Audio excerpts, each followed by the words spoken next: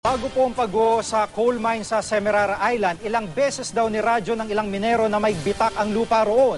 Ayon po yan sa isang empleyado ng minahan. Pero hindi raw po ito pinansin.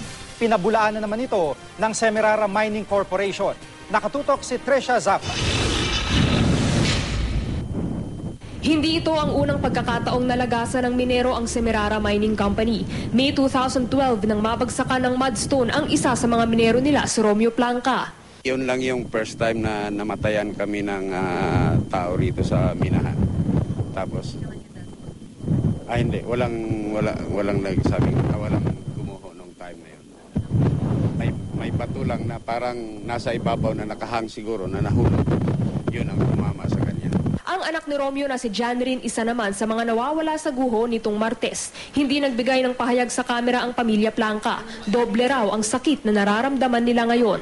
Ang pamilya Gomez naman di na raw umaasang makikita pang buhay si Junji. Ang kuya niyang si Arnold nasa minahan ng gumuho ang West Wall. Buti pa yung ibang tao natulungan ko, yung kapatid ko hindi ko lang natulungan. Pero gusto ko lang naman po para matapos na po yan. Makita ko lang yung kapatid ko at mauwi sa amin, sa Mindoro. Humihingi ako ng tulong na hanapin talaga ang anak ko. Hinihintay ko lang ang report na kung may nakita sila, pupunta ako ng hospital at kilalanin ko ang aking anak. Kaarawan sana bukas ni Efren Equiza, isa naman sa mga nasawi. Kaya ganun na lang ang lungkot ng misis niyang si Christine na kabuanan pa ngayon. Pag-alis niya, nakangiti pa siya, tapos pagbalik niya, kanya na yan. Wala na siyang, wala siyang braso. Tapos yung mata niya wala na rin.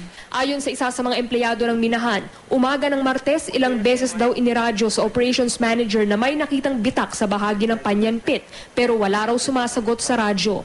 Dalawang purman, RPL sa city, track monitoring daw. Hindi pinakinggan. Wala sumasagot. Pero monitor yun. Wala. Okay lang yun ang pangarap. Wala nangyari. Uwi ko na. Kinagabihan, bumigay. Pinabulaanan ito ng SMC. Kung talagang delikado yung area, iniiwanan ho namin yun. Ini-evaluate namin na na pag hindi siya kayang minahin, hindi namin pipilitin yan. Dahil mas lalong malaking problema namin kung kagaya nga ngayon na nagka-problema kami. So ayaw naming mangyari ang ganon. Maraming nalulungkot sa trahedyang sinapit ng ilang manggagawa sa minahan. Sana raw magsilbi itong leksyon para maging mas ligtas ang lugar para sa mga nagtatrabaho roon. Mula rito sa Antique, Tresha Zafra, nakatutok, 24 oras.